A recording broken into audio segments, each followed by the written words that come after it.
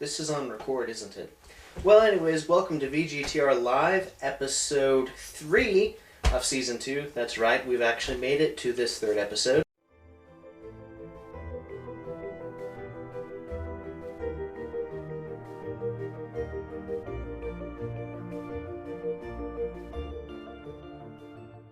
As I said last time, today we will be taking a look at Assassin's Creed Brotherhood, the 2010 sequel to the 2009 game Assassin's Creed 2, which was a sequel to the 2007 game Assassin's Creed. This is the true Assassin's Creed 3. I prefer to call the real Assassin's Creed 3 Assassin's Creed 5, just because I'm a stickler for actual chronology. It is set in not ancient Rome, but it's set in Rome in the Renaissance era, about 1503. You still are playing as Ezio, like in Assassin's Creed 2. It's a blast. It's a lot of fun. I've played quite a lot of it. I'm actually still playing through it, but I'm towards the end, and I thought now was a really good time to give you the review. So, without further ado, let's move in to the world of the Animus. Okay, that was just weird. So here we are with Assassin's Creed Brotherhood. I just started Memory Sequence 5, if that means anything to you. The entire game is set in Rome in the year 1503 and shortly thereafter and before. I'm playing as Ezio. He's the only character to play as in this one.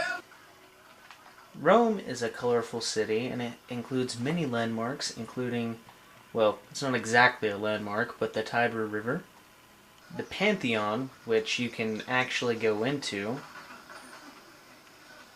and in this time period it was actually a medieval church, so you can walk around in here. There's really nothing much to do. I've already tried climbing up the walls.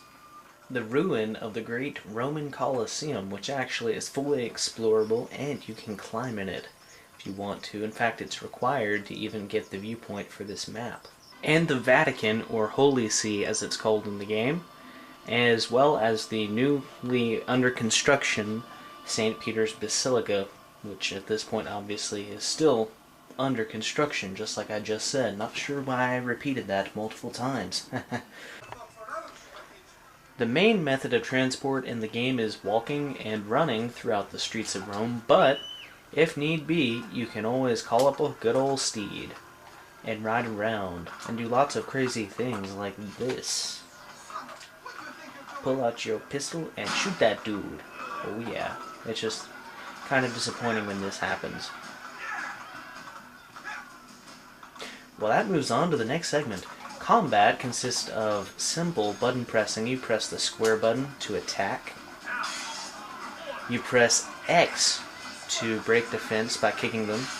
And you press R1 to block another person's attack. It's actually quite fluid. Not exactly in the style of Batman Arkham Origins, but it's quite fun to do this a lot. Whenever you feel like you're overwhelmed, a feature that was introduced in Assassin's Creed Brotherhood is you can call some assassin friendlies to help you with all of your killing needs. Yay! Here they are, and they're just going to wipe these guys out real quick like.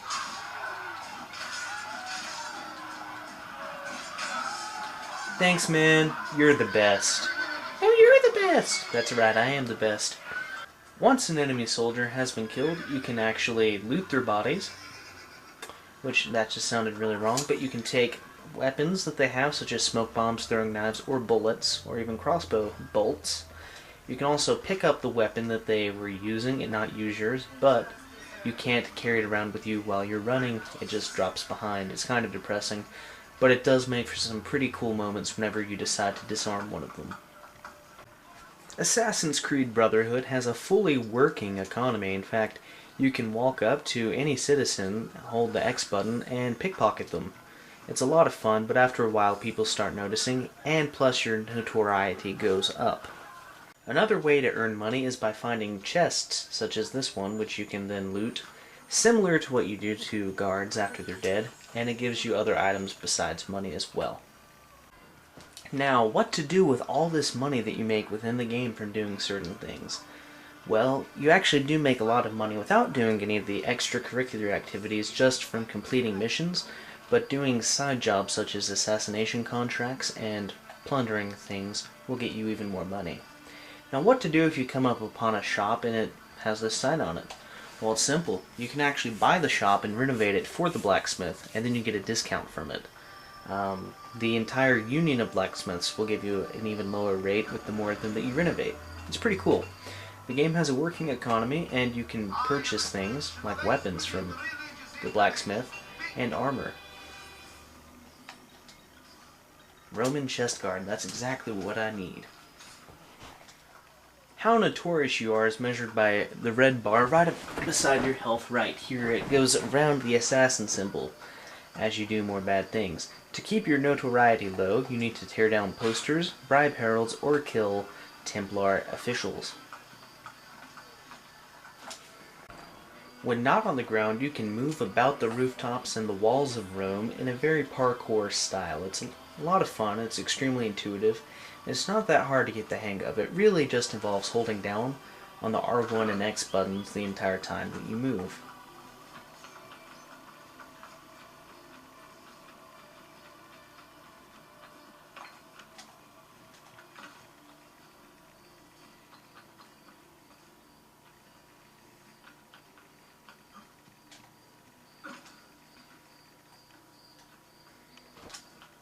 Now, don't let anyone ever tell you different, but actually Assassin's Creed falls into a very particular type of video game. And no, it's not the Assassin's Creed genre, and it's not the action-adventure genre.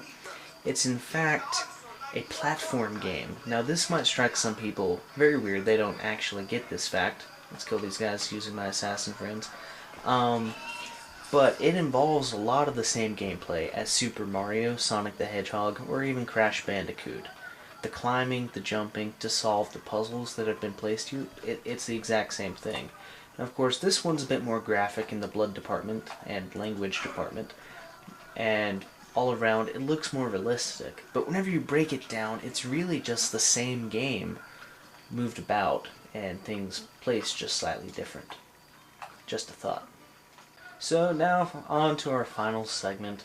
The story of this one, Assassin's Creed 3 should I say, although it's not, sadly, is that Desmond and the rest of the Assassins team set that are there in the future, in 2012, have had to leave the safe house, which happened at the end of Assassin's Creed 2. They've moved to Montero Genie, where Ezio was based out of in Assassin's Creed 2, and are continuing the Animus operations from there. Overall, I have to say, I don't actually care for the story in this game that much. It really seems as like a backdrop, a minor detail amongst the fact of everything else that you can do within the game. I enjoy just doing exactly what I'm doing right now. This is a lot of fun to me. Battling like this is something you can't do in most games. Even in The Force Unleashed, which is a fun Star Wars game, you don't exactly have this level of control or freedom, so that's kind of why I like it. Boom, baby. If you want to at any time, you can actually leave the Animus in Assassin's Creed Brotherhood and run around Montero Genie as Desmond. Now, there's really not that much to do. There's a couple of treasures that are hidden amongst the ruins, and well, it's not even a ruin, but the town of Montero Genie, and you can go around and look for them. Sadly, there are no enemies, there are no guards, and you have 10 minutes before dawn every time. Here's a trick that Desmond learned from Ezio. Boom, baby.